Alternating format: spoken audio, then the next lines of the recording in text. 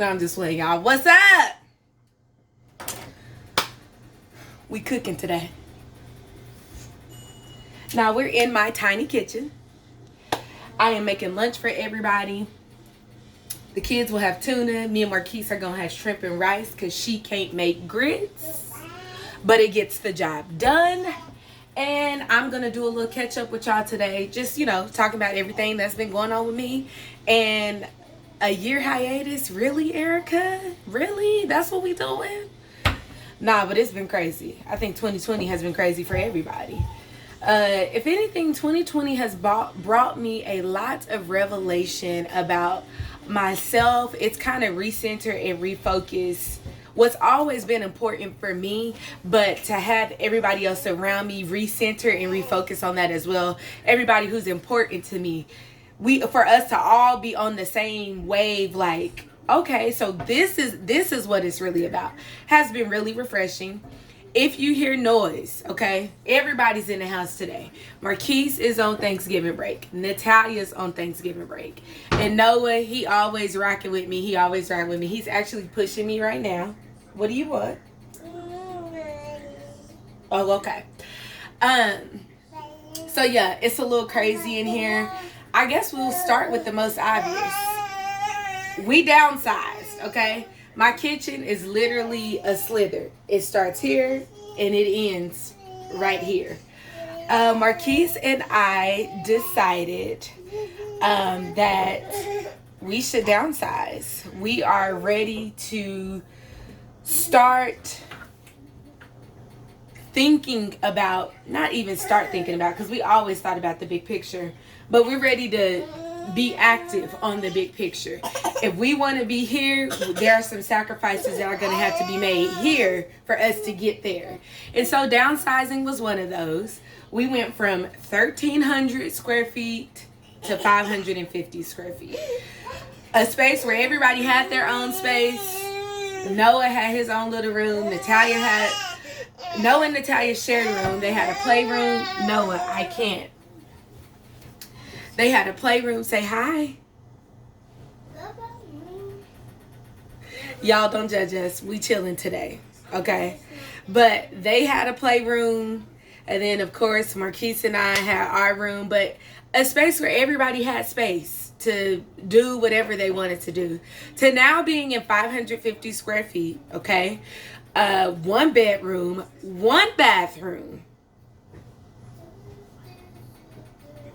And so far, it's actually been good. I don't even know why I'm doing all that. Maybe because I know that the days are to come where it can get a little frustrating, a little overwhelming. You got 2 kids, 2 adults, toys, stuff. And I have really bad OCD. Or I like to say that I have OCD because I'm constantly straightening up. Some people would say I don't allow my kids to be kids. Because I'm always cleaning up. But, so yeah. I've actually enjoyed it thus far. I've really enjoyed just being with my family. Like, yeah, every time I turn a corner, there somebody is, but I've actually enjoyed it. So we've done that. I think it's really important in your relationship to talk frequently about what the plan is, what the move is. And so this was step 1 of us to start working this future right quick.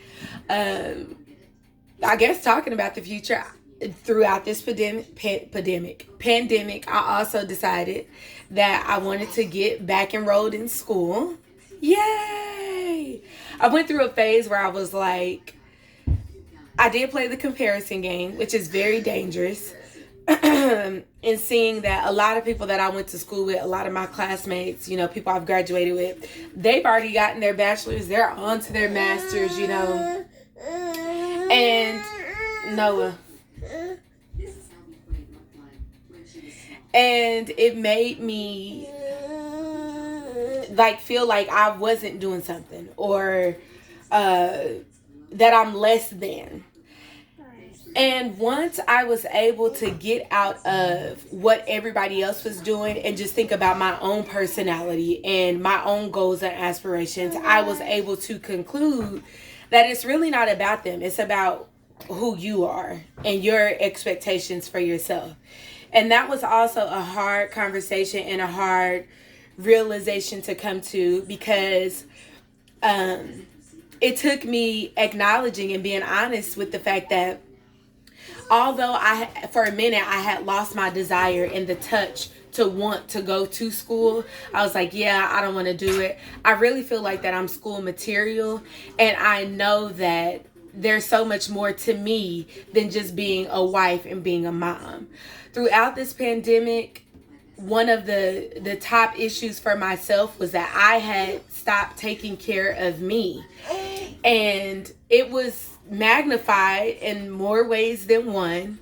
Where we left off, I actually was talking to you guys about me getting a job, being irritated because they like me but won't hire me on the spot. Well, I did get hired on the spot at one place. Didn't work out. The work culture, the work environment just wasn't for me. I was the only minority, and I don't have a problem being that until you magnify that, talking about the employer. When you put emphasis on the fact that I'm the only minority, then we have a problem, and a problem in more ways than one. Even more so if I address you and I let you know that that's what you're doing. I ain't with that. So I ended up leaving there, but God is good, because right after I left there, the job that I actually wanted ended up calling me back, and I got hired on as the health unit coordinator in the emergency department at our children's hospital. Doing that, working nights.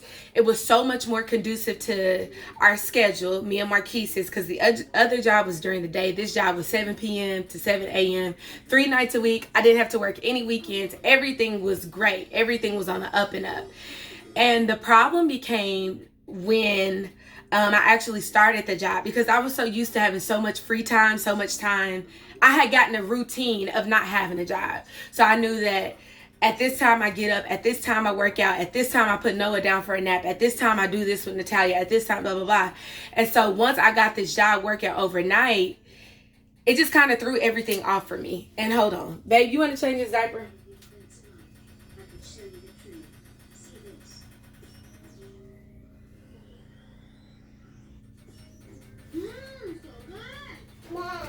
So yeah, yes, Natalia.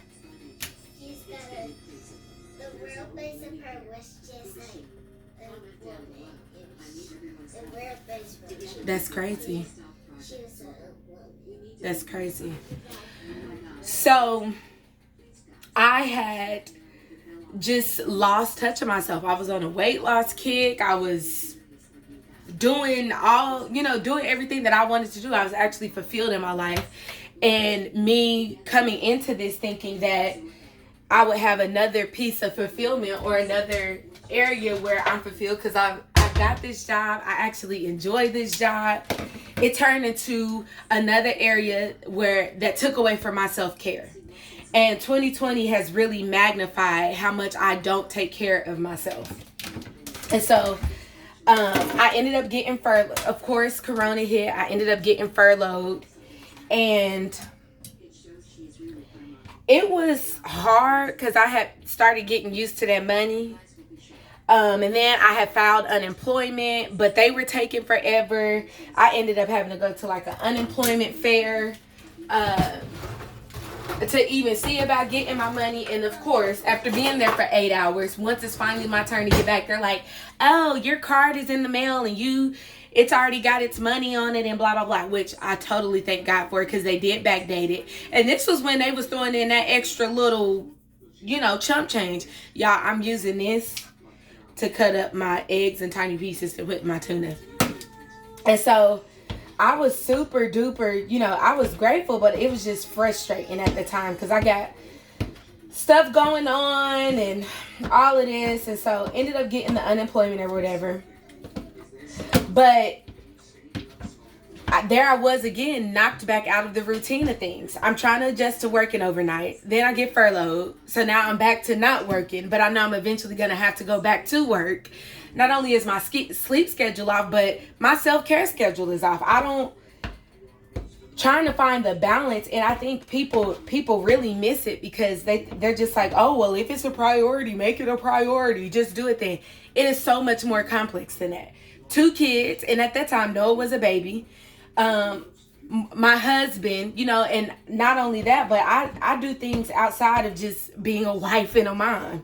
And so trying to find that balance was extremely difficult for me. And then sure, I ended up gaining all my weight back because I was just never able to get back to it. And so then I had went through some spiritual transitions. You know, church is a really big part of my family. It has really established who I am at the core, but I even went through some things with that. Some much needed things, might I say, for my spiritual maturity and my spiritual growth. I think that I needed to go through that.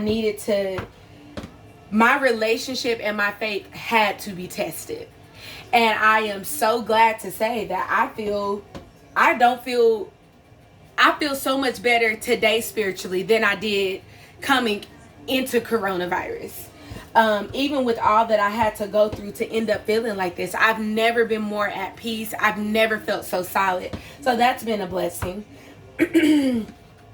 And in my self-care, you know, because I feel like that's what 2020 has been for me. It's been a message of self-care, or a magnifying glass on how much I am willing to put everybody else first and then put myself on the back burner. I don't know if I told y'all, but I did get enrolled in school. Because I think I was kind of flip-flopping. But I did end up getting enrolled in school. I decided to major in business administration with an emphasis on healthcare management. I have been strongly considering changing it to just business admin in general, because I don't want to limit myself to the healthcare field, although there is very good money in that field, okay, honey? But I've been thinking about it, haven't done it yet. But anyway, so yeah, I went through the church stuff, and then I felt as well this year that a lot of my personal relationships were tested. A lot of the people that I felt like were closest to me, a lot of the people that I felt closest to, I felt like that was tested as well this year. And some made it through. Some people that I held relationship, we made it through the fire, and others we didn't. It's no love lost. But I really did have a hard time coming to terms with that, because I just kept asking God, why me? Why do I'm always give 100% with these people just to get nothing in return. And this always happens to me. I feel like I'm constantly being burned by people that I do nothing to but be 100 with them. And I was able to find, y'all, the Bible is still very relevant. I just want to say that for those of you all who are believers, the Bible is still very relevant. And for those of you all who are not believers, I feel like the Bible can still offer some things as far as parables and stories, because everything is in there. It addresses everything. And I ran across the book of Philemon, where Paul is writing to Philemon about this one of his slaves that had ran away. And the slave had ran away because he had done some grimy stuff. His name was Onesimus or something like that. It's a good book. It's 1 chapter. Read it. But anyway, I'm going to do a synopsis.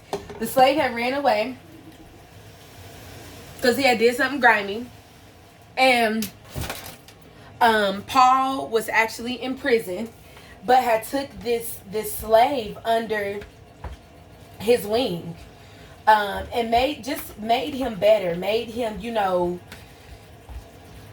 just made him a better person as a whole. And so in that, I was able to get my own revelation, if you will, that most times when a relationship has burned you, it's not because that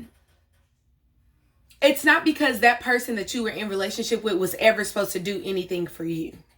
But it's because you were supposed to do something for them. And instead of recognizing and being able to come to terms with the fact that this is a seasonal relationship, once you feel like you're choking it, that's a sign that it's God telling you that you need to let it go. We want to keep choking it. We want to hold on to it. It's become comfortable. And it is a beautiful thing to be in relationship with somebody and see their growth and see how much you've impacted their life. It is a beautiful and refreshing thing. But then we be mad. We be in our feelings because they didn't went on and carried on, and you know, and will sometimes, like I said, flip the script on you, like you did something wrong to them. But it's just us not realizing that it was never about what they could do for you, but it was more so what you could do for them and how you can better them. You can say, as far as I'm concerned, you can say whatever you want if you're not cool with me or whatever. But what one thing you will never be able to say is that I was not 100 with you. I was not loyal to you. I didn't do things, sacrifice things of my own to try to make you better, because that's the type of person that I am. And so throughout this, throughout 2020, a lot of situations have presented themselves for me to be able to come to terms with that, for me to be able to flip my perspective and not, why does this keep happening to me? But okay, God, I hear you. When it's time to let this seasonal thing go, I just need to let it go, because the more that I choke it, the more that I hurt myself. My hands begin to bleed because you're intending for me to let it go, and I haven't done that yet. So 2020 has been a mouthful. I am now, my birthday is next month. Hey. No, I'm just playing. My birthday is next month. I have cut off a lot of things. I have dead a lot of things in my life to be able to get back to myself, to be able to reprioritize what's important to me, what I'm about. And that's what it is, boo. I know it's like, but girl, it's the end of 2020. It don't matter for me. I had to go through everything that I needed to go through to be here and to be able to recenter and refocus on what it's about, on what, you know, what I'm about. So next month is my birthday. I know Corona is here, but she ain't shutting down nothing for me, boo. Nothing, because she's still gonna go up for her birthday. And I'm about to get back on this weight loss stuff. I'm about to get myself together. I'm about to get back to me and my family. I'm back at my home church. Things are just going up. Our family is just, Corona has been refreshing, man. It's made people acknowledge, it's made people be like, okay, it's time to move forward. How can we move forward? How can we make this better? And I'm just so excited for what the future has. I'm so excited for this downsize. I know some people is like, you is crazy, girl, 2 kids, you and your husband in a 1-bedroom, 1-bathroom. Yes, boo, we did that. And I'm excited about it because I know that at the end of the day, this sacrifice will be well worth it. And that's what the Bible says. Obedience is better than sacrifice. Or maybe I got that backwards. Yeah, don't even worry about that. That scripture has actually always kind of confused me, but it's okay. Anyway, if you guys actually want to see like where we came from, because I did video our old townhouse to where we are now, I will gladly show y'all. I will show y'all my little organizational methods on how I was able to really honestly take majority of our stuff from that house to our apartment. Y'all know I'm here for y'all. And the more that you guys ask about or want to see, it holds me accountable for being consistent in the content that I bring you guys. I didn't really get much cooking done. I was able to complete the tuna, but that's about it. I still got to make me and Marquise's food. So I love y'all. Please leave your comments, like this video, share it, subscribe. And I'll be back to see y'all again here soon. Bye.